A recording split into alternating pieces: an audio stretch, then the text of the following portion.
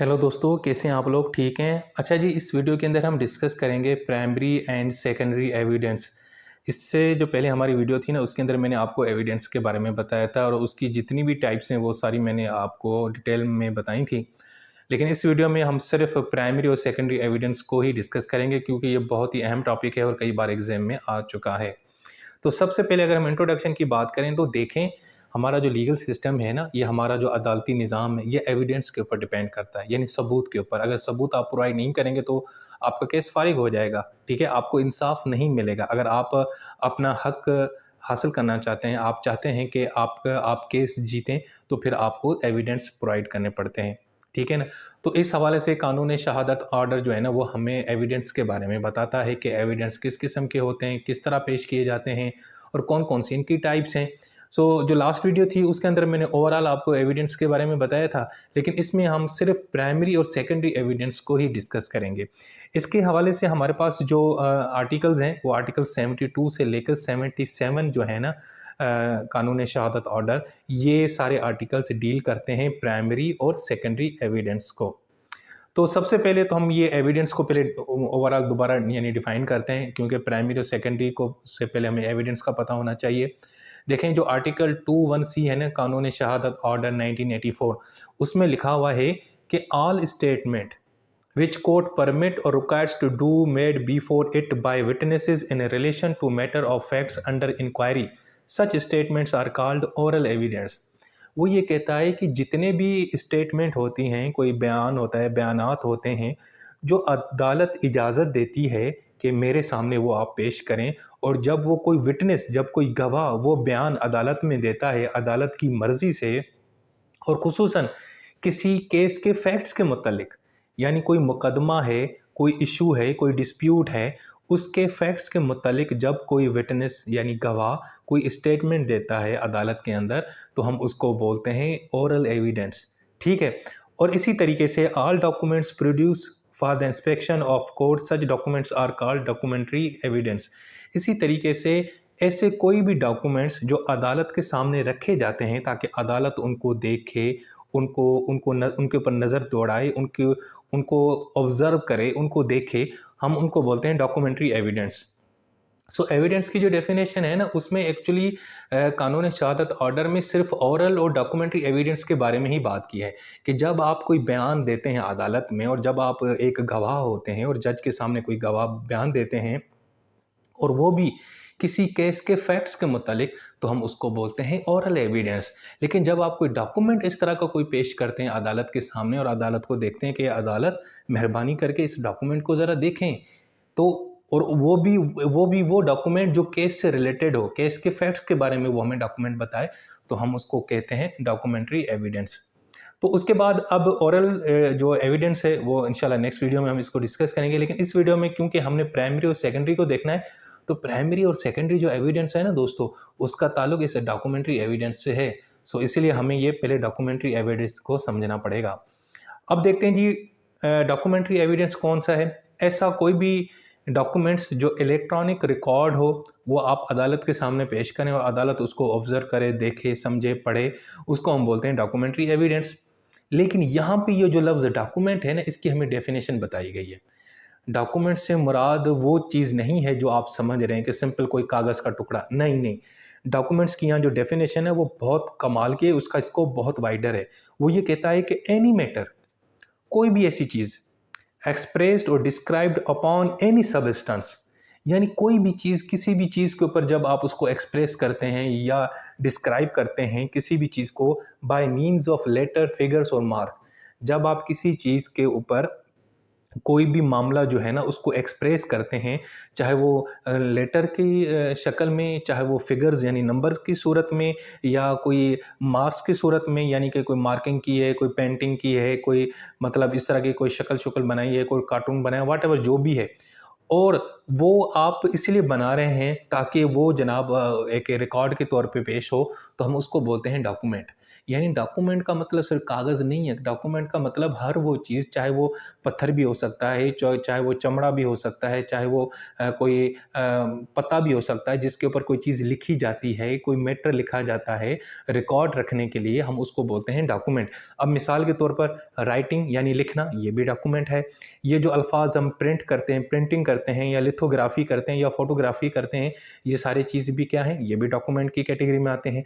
इसीलिए map, plan, कोई नक्शा वगैरह, ये भी सारा स्केच वगैरह, ये भी क्या है, ये भी डॉक्यूमेंट है।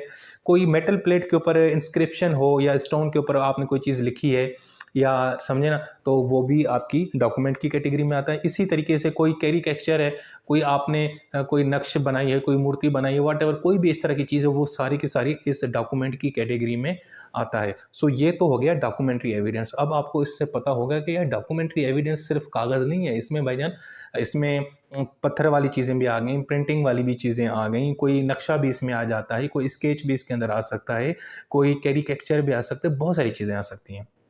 अच्छा जी, अब हम देखेंगे काइंड्स ऑफ डॉक्यूमेंट्री एविडेंस।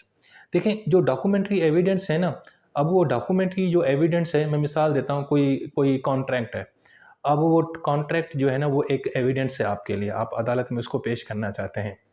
लेकिन उस कॉन्ट्रैक्ट के जो कंटेंट है ना, उसके जो अंदर जो चीज़ें हैं ना, उसको फिर आप ना 2 तरीकों से साबित कर सकते हैं, या प्राइमरी एविडेंस से या सेकेंडरी एविडेंस से। यानी जो डॉक्यूमेंट्री एविडेंस है ना दोस्तों, कोई डॉक्यूमेंट की सूरत में जो आपके पास सबूत है, उस सबूत के अंदर जो कंटेंट लिखा हुआ है। मिसाल के तौर पर मैंने किसी के साथ कोई कॉन्ट्रैक्ट किया है, तो मैंने वो कागज़ पे लिखा हुआ है। अब उस कागज़ में जो मैंने चीज़ें लिखी हैं, जो मेरे सब जो उसकी जो कंटेंट है, उसको मैंने साबित करने के लिए मेरे पास 2 तरीके हैं, या तो प्राइमरी तरीका या तो सेकेंडरी एविडेंस है। अब हम इसको देखेंगे, तो सबसे पहले है प्राइमरी एविडेंस, जो आर्टिकल 73 है। वो ये कहता है कोई भी ओरिजिनल डॉक्यूमेंट जो होता है ना, जो डायरेक्टली अदालत में पेश किया जाए, उसको क्या बोलते हैं? Primary evidence. सिंपल। यानी आपने किसी के साथ कॉन्ट्रैक्ट किया, वही कॉन्ट्रैक्ट अदालत में पेश किया, आपने निकाह किया, निकाह का कागज़, आपने किसी को कोई एग्रीमेंट किया, कोई भी ऐसी चीज़, ठीक है ना, जो ओरिजिनल है, वो प्राइमरी एविडेंस होगा, जो आपने अदालत में पेश करना है। अब इसका मैं कोई एक्सप्लेनेशन भी आपको बताता हूँ। पहले एक्सप्लेनेशन ये है कि अगर वो डॉक्यूमेंट जो है ना, वो मल्टीपल पार्ट्स के ऊपर कंपोज़ हो, बाज़ औक़ात एक डॉक्यूमेंट है लेकिन उसके मुख्तलिफ हिस्से होते हैं। मैं मिसाल देके आपको समझाता हूँ यहाँ पे, ये देखें। मिसाल के तौर पर 2 लोगों के बीच में कोई कॉन्ट्रैक्ट हुआ, तो एक पार्टी 1 ए है, एक है पार्टी बी। तो पार्टी बी के पास भी एक कॉपी होगी, पार्टी ए के पास की कॉपी होगी, दोनों के पास एक कॉपी होगी जिसके ऊपर उनके अपने-अपने दस्तखत होंगे। अब ये दोनों चीज़ें क्या हुई? दोनों कॉन्ट्रैक्ट हुए। यानी ये एक डॉक्यूमेंट के 2 काउंटर पार्ट हैं, 2 हिस्से हैं। यानी कि हम ये कह सकते हैं कि वो भी डॉक्यूमेंट है, ये भी डॉक्यूमेंट, और ये ओरिजिनल डॉक्यूमेंट्स हैं, तो हम इनको फिर क्या बोलेंगे? प्राइमरी एविडेंस बोलेंगे। इसी तरीके से दूसरा मैं आपको एग्जांपल दे देता हूँ कि बाज़ औक़ात बहुत सारे डॉक्यूमेंट्स एक तरीके से बनाए जाते हैं, एक यूनिफ़ॉर्म तरीके से प्रोड्यूस किए जाते हैं। मिसाल के तौर पर प्रिंटिंग की सूरत में, मतलब आपने पैम्फलेट कोई बनाना है, तो आपने एक पैम्फलेट के पास आपकी सॉफ्ट कॉपी है ना, आप आपने प्रिंट देख के ना उसके 100 कॉपीज़ निकाली। अब वो 100 के 100 जो होंगे ना पैम्फलेट, वो सारे के सारे ओरिजिनल डॉक्यूमेंट्स होंगे और वो सारे के सारे प्राइमरी एविडेंस के तौर पे इस्तेमाल होंगे, ठीक है ना? और लेकिन अगर आप उनकी फ़ोटोकॉपीज़ कराएँगे तो वो फिर वो प्राइमरी एविडेंस नहीं रहेगा। हाँ, लेकिन अगर ओरिजिनल की भी बहुत सारी कॉपीज़ हैं, मिसाल कहते हैं ना कि यार ये ना इसके 4 प्रिंट लेना, इसके 5 प्रिंट लेना, तो वो हर एक ओरिजिनल चीज़ है, तो हर एज़ ए प्राइमरी एविडेंस के तौर पे ही इस्तेमाल होगा। ठीक है जी। लेकिन हाँ, अगर आप उस जो मैंने प्रिंट निकाला था, मिसाल के तौर पर मैंने एक पैम्फलेट के ना 10 कॉपीज़ निकाली थी, तो वो सारे को सारे ओरिजिनल हैं ना, लेकिन अगर उसमें से किसी की मैं फ़ोटोकॉपी कराऊँगा, तो फिर वो जनाब प्राइमरी एविडेंस नहीं, वो सेकेंडरी रहेगा। बाकी सारे प्राइमरी, इस तरह ही होता है ना यार, ये जो इश्तिहारात होते हैं, ये ये हमारे यहाँ इलेक्शन के दौरान पैम्फलेट बनाए जाते हैं, ये सारे के सारे ओरिजिनल होते हैं ना, फ़ोटोकॉपी थोड़ी कराते हैं। यानी सारे एक ही मशीन से सब नए-नए फ्रेश निकल रहे होते हैं। हालाँकि बिल्कुल एक जैसे होते हैं, लेकिन सबकी ओरिजिनल कॉपी निकल रही होती है। ठीक है जी? तो ये हो गया आपका प्राइमरी एविडेंस। अब आज उसके बाद आते हैं सेकेंडरी एविडेंस। सेकेंडरी एविडेंस का मतलब है कि कोई भी सर्टिफ़ाइड कॉपी, कानून के मुताबिक, मिसाल के तौर पर आपको आपको जब आपका बर्थ सर्टिफिकेट नहीं बना हुआ, अब आप बर्थ सर्टिफिकेट बनवाना चाहते हैं और आपका जो पहले था वो गुम हो गया है मिसाल के तौर पर, तो फिर आप मुतलका डिपार्टमेंट जाते हैं, वो आपको एक सर्टिफिकेट निकाल के देते हैं और उसके ऊपर अपना स्टैंप लगा के दे देते हैं, यानी सर्टिफाइड करके देते हैं। तो फिर वो डॉक्यूमेंट अब एज ए आप सेकेंडरी एविडेंस के तौर पर इस्तेमाल करेंगे। इसी तरीके से कोई भी डॉक्यूमेंट की जब आप कोई कॉपीज़ निकालते हैं, मैकेनिकल प्रोसेस है, जैसे हम फ़ोटो कॉपीज़ करते हैं।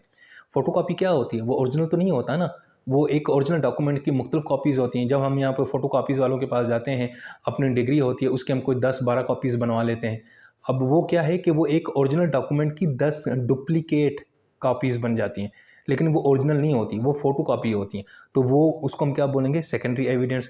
इसी तरीके से बाज़ औक़ात डॉक्यूमेंट्स के कुछ काउंटर पार्ट्स होते हैं, ठीक है, जिनके ऊपर आपने दस्तखत नहीं किए होते, तो वो भी एविडेंस सेकेंडरी एविडेंस की लिस्ट में आएगा। और बाज़ औक़ात आप कोई ना वर्बल कोई चीज़ बताते हैं और आप उसको लिख देते हैं कागज़ के ऊपर, तो वो चीज़ भी क्या हो जाएगी? सेकेंडरी एविडेंस हो जाएगा। अब उसके हम एग्ज़ाम्पल देखते हैं। मिसाल के तौर पर एक सिचुएशन है जहाँ पे ओरिजिनल बर्थ सर्टिफिकेट किसी बंदे का ना गुम हो गया। अब वो क्या करेगा? उसकी सर्टिफाइड कॉपी जो है ना, वो हासिल करेगा डिपार्टमेंट से। अब हम उसको एज ए सेकेंडरी एविडेंस इस्तेमाल करेंगे। दूसरा एग्जांपल देखें कि कोई कॉन्ट्रैक्ट है, वो आपका गुम हो गया, आपने उसकी फ़ोटोकॉपी करा ली, ठीक है। अब आपके पास ओरिजिनल कॉन्ट्रैक्ट तो अवेलेबल है ही नहीं, तो अब जनाब क्योंकि आपने उसकी फ़ोटोकॉपी यानी कि करवा ली या उसकी एक दूसरी फ़ोटोकॉपी बनवा ली, अब वो एज ए जो है ना आपका सेकेंडरी एविडेंस होगा। हालांकि उसमें भी वही चीज़ें होती हैं, इसमें कोई यानी कि ये नहीं होता कि उसके कंटेंट में कोई फ़र्क होता है, कंटेंट सेम होता है, लेकिन वो उसकी कॉपी दूसरी होती है, फ़ोटो कॉपी होती है, ओरिजिनल नहीं होती। तो फ़ोटो कॉपी हमेशा सेकेंडरी एविडेंस के तौर पे माना जाता है। तो दोस्तों ये तो मैंने आपको बता दिया प्राइमरी एविडेंस और सेकेंडरी एविडेंस। लेकिन यहाँ पे इस टॉपिक के अंदर प्राइमरी और सेकेंडरी में जो अहम चीज़ है वो ये है कि ऐसी कौन सी यानी कि सर्कमस्टांसेस होते हैं, ऐसी कौन सी कंडीशंस होती हैं या ऐसे कब मौके आते हैं जब हम सेकेंडरी एविडेंस को भी इस्तेमाल करते हैं। प्राइमरी एविडेंस तो कॉमन सेंस की बात है ना भाई, वो तो होगा ही होगा। आपने आपका किसी के साथ कॉन्ट्रैक्ट हुआ, कोई इशू हो गया, आप अदालत चले गए, तो आप हमेशा आपकी प्रायोरिटी क्या होगी? प्राइमरी एविडेंस ओरिजिनल पेश करोगे ना, डुप्लीकेट तो नहीं पेश करोगे ना। लेकिन फिर ऐसी कौन सी सिचुएशन है जहाँ पे आपको सेकेंडरी एविडेंस इस्तेमाल करना पड़ता है, प्राइमरी नहीं, क्योंकि प्राइमरी है ही नहीं आपके पास। अब वो मैं आपको बताता हूँ वो कौन कौन से ऐसे मौके आते हैं। सबसे पहले when the original document is not available और in position of adverse party. जब आपके पास ओरिजिनल डॉक्यूमेंट ना हो या हो लेकिन वो किसी और के कब्ज़े में हो, आपकी जो मुखालफिन हैं उनके कब्ज़े में हो और वो आपको दे भी ना हो, आपको उन्होंने नोटिस आपने उनको नोटिस भी कहा दिया, आर्टिकल 77 के तहत आपने उनको नोटिस भी भेजा कि यार ये मेहरबानी करके ये ओरिजिनल डॉक्यूमेंट दे दो, मुझे चाहिए। या आप समझें कि जो आपके पास ओरिजिनल डॉक्यूमेंट था वो गुम हो गया, तो हम उसको क्या बोलेंगे? तब आप फिर कौन सा डॉक्यूमेंट इस्तेमाल करेंगे? सेकेंडरी एविडेंस, यानी उसकी कॉपी इस्तेमाल करेंगे। मिसाल के तौर पर एक मालिक मकान है, आपने उसके साथ कोई लीज़ एग्रीमेंट किया, लेकिन वो एग्रीमेंट गुम हो गया उससे बेचारे से, तो अब उसने आपको एक कॉपी बना के दे दी। अब वो जो कॉपी होगी उस लीज़ एग्रीमेंट की, वो एज़ ए क्या इस्तेमाल होगी? यानी कि सेकेंडरी एविडेंस। ठीक है? तो पहली सूरत तो ये होगी। दूसरी सूरत कब आप सेकेंडरी एविडेंस इस्तेमाल करेंगे? जब written admission of adverse party. देखो मैं आपको इसको मिसाल देके समझाता हूँ। देखो इमेजिन करो आयशा और अहमद ने ना आपस में कोई एग्रीमेंट किया था, पहले रिटन में कोई एग्रीमेंट किया था। अहमद ने एक्चुअली आयशा से कुछ पैसे लिए थे उधार पे कि क्योंकि उसने अपना कोई कारोबार शुरू करना था। ठीक है? अब होता ये है कि आगे वो एग्रीमेंट गुम हो गया जी, गुम हो गया। उसके बाद अहमद ने आयशा को एक मैसेज किया और उसको कहा कि हाँ यार वो डॉक्यूमेंट तो गुम हो गया, लेकिन हमने एग्रीमेंट में ये बातें की थी और मुझे वो सारी चीज़ें याद है और मैं उन सारी चीज़ों को, शराइत को, कंडीशंस को एडमिट करता हूँ। अब ये जो उसने मैसेज में जो चीज़ बताई, लिख के बताई, इसका मतलब ये है कि वो एडमिट कर रहा है ना कि वो जो एग्रीमेंट है उसके कंटेंट को वो क्या कर रहा है? एडमिट कर रहा है। यानी वो जो एग्रीमेंट में जो कंडीशंस लिखी थी, वो ओरिजिनल डॉक्यूमेंट तो गुम हो गया, लेकिन उसने फिर बाद में रिटन में कहीं जाके उसको एडमिट किया है कि वाक़ई यार वो मैंने तुम्हें इतने पैसे देने हैं, ये हैं, वो है, ये हमारा एग्रीमेंट हुआ था।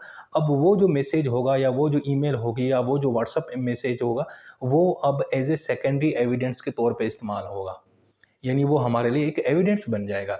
यानी जब आपके पास ओरिजिनल डॉक्यूमेंट ख़त्म हो चुका है, फिनिश हो चुका है, लेकिन आप रिटन में ये एडमिट करते हैं कि हाँ, फलाँ हमारा एग्रीमेंट हुआ था और उसके ये शराइत थे या उसका ये कंटेंट था, तो वो जो चीज़ है अब एज़ ए सेकेंडरी एविडेंस आप इस्तेमाल करेंगे। ये हो गई दूसरी कंडीशन। उसके बाद है तीसरी, जब ओरिजिनल डॉक्यूमेंट लॉस्ट हो जाए या डिस्ट्रॉय हो जाए। इसका मैं एग्ज़ाम्पल देता हूँ। अली का एक लीगल डिस्प्यूट चल रहा था और उसने वहाँ पे एक डॉक्यूमेंट्स देना था, लेकिन अनफॉर्चुनेटली वो जो डॉक्यूमेंट है ना वो जल गया। फेयर ट्रायल के दौरान कहीं पे जल गया या घर में आग लग गई, ठीक है ना, तो या बच्चों ने फाड़ दिया, कुछ भी कर दिया। अब बंदा क्या करेगा, तो उसकी एक कॉपी बनवा के इस्तेमाल करेगा, तो वो एज ए सेकेंडरी एविडेंस होगा। यह है तीसरी कंडीशन, यह सूरत जब आप ओरिजिनल एविडेंस की जगह आप सेकेंडरी एविडेंस इस्तेमाल करते हैं। उसके बाद है कि when original evidence is too large और बल्कि, यार बाज़ औक़ात ना ओरिजिनल जो एविडेंस है ना वो इतना वज़नी होता है, इतना बड़ा होता है, आप उसको पिक नहीं कर सकते। मिसाल है कि एक म्यूज़ियम के अंदर ना एक बहुत ही पुराना हिस्टोरिकल ना कोई मैन्युस्क्रिप्ट है, कोई डॉक्यूमेंट है और किताब है, वो इतनी बड़ी है कि ना आप उसको उठा सकते हैं, उठा के आप अदालत में पेश करें, और अगर आप उसको उठाते हैं, पिक करते हैं तो वो टूट जाएगी, फ्रेजाइल है, कमज़ोर है, तो आप उसको उसी जगह पे रहने देते हैं। तो उसकी फिर आप ना छोटी-छोटी कॉपीज़ माइक्रो फ़िल्म बना देते हैं। माइक्रो फ़िल्म कॉपी जो है ना, ठीक है ना, जैसे वो अक्सर आप ना यूनिवर्सिटीज़ और कॉलेजेज़ में बच्चे जब कॉपी करते हैं ना तो कारतूस बनाते हैं। वो कारतूस पता है क्या होता है? वो एक्चुअली ना नोट्स होते हैं ना उसकी ना माइक्रो फ़ोटो कॉपी करवाते हैं, छोटा-छोटा करके एक मतलब उँगली जितनी ना उसकी फ़ोटो कॉपी बन जाती है। तो वो फिर हाथ में पकड़ के लुढ़क ना कापियाँ करते हैं, ठीक है ना? मैंने नहीं कभी किया, हाँ, हाँ, मैंने देखा ज़रूर है, ठीक है जी। तो ये यानी उसकी कॉपी बना के आप एज़ ए सेकेंडरी एविडेंस, अब इतनी बड़ी किताब को उठा नहीं सकते, वज़नी है, टूट जाएगी, कमज़ोर है, पुरानी है, तो अदालत के सामने आपने उसकी माइक्रो कॉपी बना के पेश करनी है, ठीक है जी। ये एक और कंडीशन हो गई। उसके अलावा कोई ऐसा एविडेंस है जिसको आप उठा नहीं सकते, पिक नहीं कर सकते। मिसाल के तौर पर कोई बिल्डिंग है, कोई पत्थर है, उसके ऊपर कोई नक्श लिखा हुआ है, कोई किसी ने कोई पेंटिंग की हुई है, बहुत पुरानी पेंटिंग बनी हुई है, अब आप उसको उठा नहीं सकते, ठीक है ना? तो आप क्या करेंगे कि उसकी कोई कॉपी बना लेंगे, उसकी कोई तस्वीर बना के वो आप अदालत में पेश करेंगे। इसके अलावा जो पब्लिक डॉक्यूमेंट होते हैं ना, उनको भी हम एज़ ए सेकेंडरी एविडेंस इस्तेमाल करते हैं और एडमिट होते हैं। मिसाल के तौर पर हुकूमत जो आपको बर्थ सर्टिफिकेट इशू करती है, जो आपके प्रॉपर्टी और लैंड डीड्स के जो रिकॉर्ड मेंटेन करते हैं हुकूमत वाले, इसके अलावा जो गवर्नमेंट के डिपार्टमेंट्स जो ऑफिशियल रिपोर्ट रिलीज़ नहीं करते, जैसे महंगाई के हवाले से हमारे यहाँ पाकिस्तान में करते हैं, पाकिस्तान ब्यूरो स्टैटिक, ठीक है ना? और इसके अलावा हमारे यहाँ जो सेंसस वाला डिपार्टमेंट जो सेंसस है, मरदमशुमारी वगैरह करते हैं, तो ये जो डॉक्यूमेंट्स इशू होते हैं मुख्तलिफ डिपार्टमेंट की तरफ से, ये मिनिस्ट्री ऑफ जो फाइनेंस है वो जो है ना इकोनॉमिक रिपोर्ट जारी करती है, तो ये भी एज ए सेकेंडरी एविडेंस इस्तेमाल होता है। इसके अलावा और कानून के मुताबिक जो सर्टिफाइड कॉपीज़ होती हैं, जैसे बर्थ सर्टिफिकेट की कॉपी है आपको इस्तेमाल करनी है क्योंकि आपने कोई पासपोर्ट बनवाना है या स्कूल में एडमिशन लेना है, या आपको अदालत की जजमेंट की एक सर्टिफाइड कॉपी मिल जाती है। इसके अलावा जो सर्टिफाइड कॉपीज़ होती हैं, आपकी डिग्रीज़ होती हैं, आपकी ट्रांसक्रिप्ट होती हैं, ठीक है ना, और ये सारी चीज़ें, तो ये भी एज ए सेकेंडरी एविडेंस के तौर पे इस्तेमाल हो सकती हैं। इसके अलावा कुछ कॉम्प्लेक्स डॉक्यूमेंट्स होते हैं, मैं अब इसका एग्जांपल देके समझाता हूँ कि मिसाल के तौर पर एक बंदा है, वो 20 साल से इलाज करा रहा है, तो उसने इन 20 सालों में कितने टेस्ट करवाए होंगे और मेडिसिन ली होंगी और मुख्तलिफ उसके रिज़ल्ट आए होंगे, तो अब वो उन सब को जमा करके पेश करना तो यानी कि पॉसिबल नहीं है ना। तो आप उसकी क्या करते हैं, एक लिस्ट बनाते हैं, एक लिस्ट बना के आप अदालत में पेश करेंगे, तो वो भी एज ए सेकेंडरी एविडेंस के तौर पर इस्तेमाल हो सकता है। या इसके एक और एग्जांपल ये भी है कि आपकी जो फाइनेंशियल स्टेटमेंट हैं, आपने क्या खर्चा किया, क्या ये पैसे के मामला, इतनी डॉक्यूमेंट्स, अब उनको तो इस तरह पेश नहीं कर सकते और अदालत के पास इतना टाइम भी नहीं होगा, तो आप उसकी एक लिस्ट सिंपल बना के या उनको ना एक बिल्कुल ना कंसाइज करके एक पेपर पे लिख के और उनका सिर्फ रिजल्ट वगैरह लिख के आप अदालत में पेश करें, तो वो भी एज ए सेकेंडरी एविडेंस के तौर पर एडमिट हो सकेगा। ठीक है दोस्तों, तो उसके बाद फिर है article 77, rule regarding notice to produce. देखें, जब आपके पास प्राइमरी एविडेंस नहीं है ना, और वो एविडेंस किसी और पार्टी या किसी और पार्टी के वकील के पास है, तो पहले तो आपने उनको नोटिस करना है कि हुजूर ये नोटिस है, मेहरबानी करके हम ओरिजिनल डॉक्यूमेंट दे दें, हमने यानी इस्तेमाल करना है, हमने इसको एज ए ओरिजिनल एविडेंस इस्तेमाल करना है। लेकिन वो नोटिस आपने देना है, लेकिन इन इन फ्यू केसेस आप नोटिस नहीं दे सकते, उसकी एक्सेप्शंस हैं। मिसाल के तौर पे अगर वो डॉक्यूमेंट ही खुद नोटिस हो, तब भी आपने उनको नोटिस नहीं करना। दूसरा ये है कि आपको जब खुद पता हो कि यार ये खुद ही पार्टी जो है ना वो खुद ही डॉक्यूमेंट प्रोड्यूस कर देगी, अदालत में देगी, तब भी आपने उनको नोटिस नहीं करना। या दूसरा ये है कि आपको ये पता हो कि जो दूसरी पार्टी है ना, उसने ये जो डॉक्यूमेंट उनके पास है ना, उन्होंने गैर कानूनी और गैर इखलाकी तरीके से अपने कब्जे में रखे हुए हैं। या दूसरा ये है कि अगली पार्टी ने पहले ही जो है ना वो डॉक्यूमेंट अदालत में पेश किए हैं, और आपको नहीं मालूम तो आपने नोटिस नहीं भेजना। और इसके अलावा दूसरा ये है कि दूसरी पार्टी ने ना उन्होंने एडमिट कर लिया है कि उनके पास कोई यानी कि वो नहीं है डॉक्यूमेंट, उन्होंने लूज़ कर लिया है। या दूसरा ये है कि अगर किसी पार्टी के पास कोई डॉक्यूमेंट है और वो अदालत की जनाब रीच से बाहर है, यानी अदालत उसको रिकवर भी नहीं करा सकती, तो आप उसको नोटिस भेजेंगे। नोटिस के बाद अगर वो डॉक्यूमेंट देता है तो ठीक है, वो एज ए ओरिजिनल और प्राइमरी यूज़ करेंगे। अगर नहीं देता तो उसकी आपने कोई फ़ोटोकॉपी इस्तेमाल करनी है, कोई सर्टिफाइड कॉपी इस्तेमाल करनी है, तो फिर वो एज ए सेकेंडरी एविडेंस इस्तेमाल होगा। सो दोस्तों, ये थी हमारी आज की वीडियो। ठीक है, ये है प्राइमरी और सेकेंडरी एविडेंस। यार सिंपल में बताऊँ, बिल्कुल सिंपल करके बताऊँ, सिंपल देखो देखो यार, एक होता है original document. Original document is a primary evidence. उसकी कोई फोटोकॉपी हो गई, उसको बोलेंगे क्या, सेकेंडरी एविडेंस। ठीक है, तो किसी भी सूरत में सबसे पहले तो आपने क्या इस्तेमाल करना है, प्राइमरी एविडेंस ही इस्तेमाल करना है। अगर वो नहीं होगा तो फिर आपने क्या करना है, ठीक है ना, तो सेकेंडरी एविडेंस इस्तेमाल करना है। तो वो प्राइमरी एविडेंस के बदले में आपने जब सेकेंडरी एविडेंस इस्तेमाल करना है तो वो कौन सी कंडीशंस होंगी, वो तब जब ओरिजिनल डॉक्यूमेंट आपके पास नहीं होगा, या दूसरे की पोजीशन में होगा, या ओरिजिनल डॉक्यूमेंट जो है ना वो गुम हो जाएगा, या वो गुम हो गया और एक बंदे ने फिर मैसेज में लिख के उसको एक्सेप्ट किया कि हाँ हाँ उस ओरिजिनल डॉक्यूमेंट के अंदर ये कंटेंट है, तो वो उसकी लिखाई को आप एज ए सेकेंडरी इस्तेमाल करेंगे। या ओरिजिनल डॉक्यूमेंट जब गुम हो जाए या टूट जाए या फट जाए या तबाह हो जाए, या दूसरा एक ओरिजिनल डॉक्यूमेंट बहुत बड़ा है, अब आप उसको किस तरह अदालत में ले आएंगे, तो उसकी आपने कोई कॉपी शॉपी या माइक्रो कॉपी बना के पेश कर दी। इसके अलावा कोई ऐसा डॉक्यूमेंट है जिसको आप मूव नहीं कर सकते, कोई पत्थर है उसके ऊपर कोई निशान वगैरह लिखे हुए हैं, ठीक है ना, या कोई पब्लिक डॉक्यूमेंट्स हैं, उसको भी आपने जो है ना सेकेंडरी एविडेंस के तौर पे इस्तेमाल, सर्टिफाइड कॉपीज़ हैं, ठीक है, वो भी एविडेंस के तौर पे, कॉम्प्लेक्स डॉक्यूमेंट्स की एक लिस्ट वगैरह बना के उनको भी एज ए सेकेंडरी एविडेंस इस्तेमाल करेंगे। लेकिन ये सेकेंडरी एविडेंस आपने तब इस्तेमाल करना है जो सबसे पहले आपने नोटिस करना है उस अगली पार्टी को जिसके पास कोई ओरिजिनल डॉक्यूमेंट है, उनको बताने का भजन ये डॉक्यूमेंट हम इस्तेमाल करने जा रहे हैं क्योंकि हमारे पास प्राइमरी एविडेंस नहीं है। ठीक है जी। सो दोस्तों, ये था हमारा टॉपिक। देखो कितना सिंपल और ईजी है, और मैंने बहुत कोशिश किया है कि ये जो इसका जो मटेरियल मैंने आपको दिया है बड़ा ईजी करके आपको बताऊं, समझाऊं। सो होपफुली इंशाल्लाह पेपर आपका हो जाएगा, और ये सवाल बहुत ईजी है, इसको ज़रूर कवर करना। ठीक है, और अपना ख्याल रखा करो, और यार मेरी वीडियो के ऊपर कमेंट भी कर लिया करो। ठीक है भाई, ऐसे खाली देखते रहते हो यार, सिर्फ कमेंट ही कर दिया करो, क्या होता है, कुछ भी नहीं होता। मैंने कभी बोला कि सब्सक्राइब करो, ये करो, वो करो, नहीं बोला ना, नहीं बोला, बिल्कुल नहीं बोला। लेकिन ये बोलता ज़रूर कि मैसेज ज़रूर किया करो। अपना बहुत सारा ख्याल रखें। अल्लाह हाफिज़।